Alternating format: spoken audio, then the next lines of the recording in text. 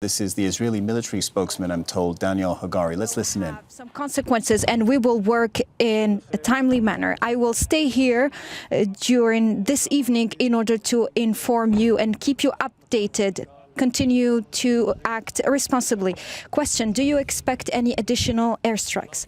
As I said, I always come and talk to you after assessing the situation with the cabinet and with partners in the United States. Currently, we don't see any further threats in our airspace.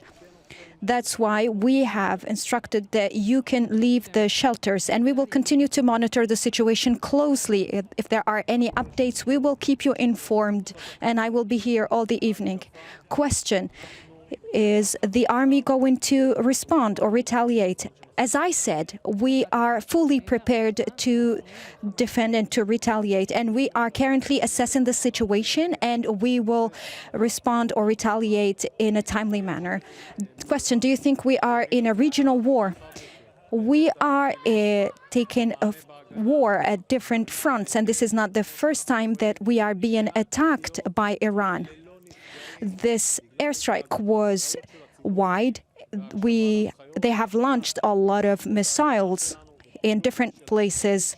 Those missiles have landed but did not cause any injuries.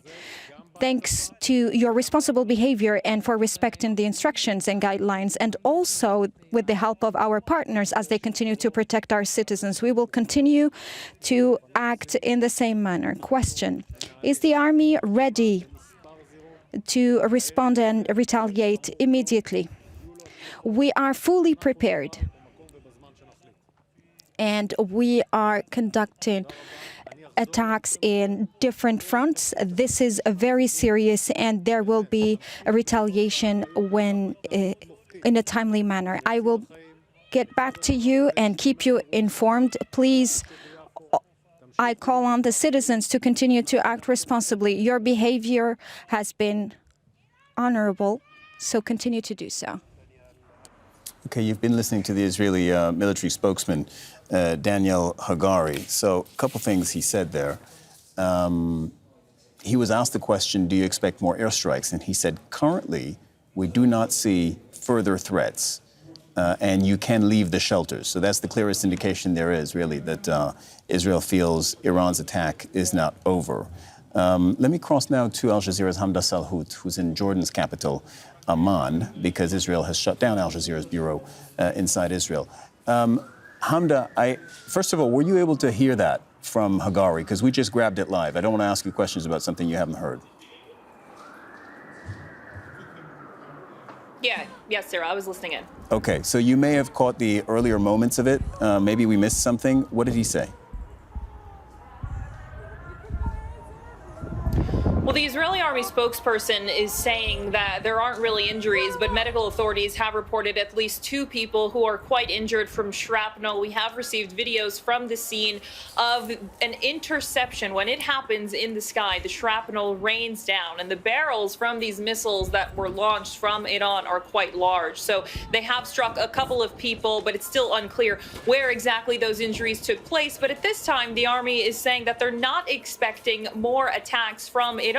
But it's worth mentioning that earlier in the day, when the Israelis had this intelligence that Iran was going to attack soon, they said they were not detecting anything, that Israeli Air Force jets were patrolling the skies all over the Middle East and did not detect anything, but nonetheless that Israel is going to respond. This is something the Israelis have been saying for some time, that any sort of attack from any which direction, whether it be Iran, Yemen, Gaza, Lebanon, Iraq, that there will be a response.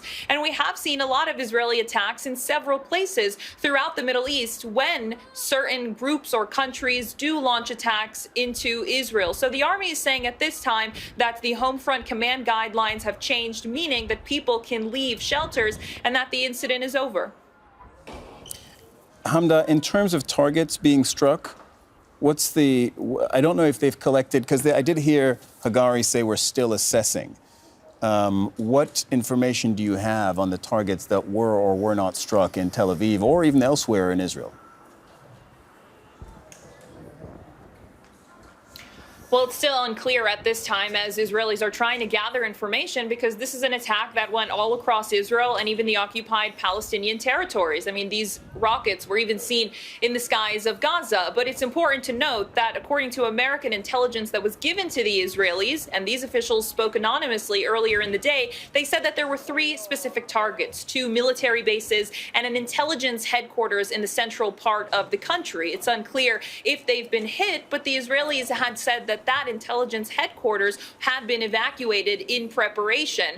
But it is worth mentioning that it's unclear what directly was hit, but when these interceptions happen, again, the shrapnel that falls from them will hit anything in their path. So Israel is still trying to assess the damage, of course, of what's going on, but it's still much of a cluster and chaos in Tel Aviv because authorities were responding to a shooting where at least 8 people were killed in the center of the city, in Jaffa, actually. So there is a lot ongoing. There is a lot for Israeli authorities to assess at this point. Okay, Hamdah, Salhut, thank you very much. We'll be speaking to you a lot. Make sure to subscribe to our channel to get the latest news from Al Jazeera.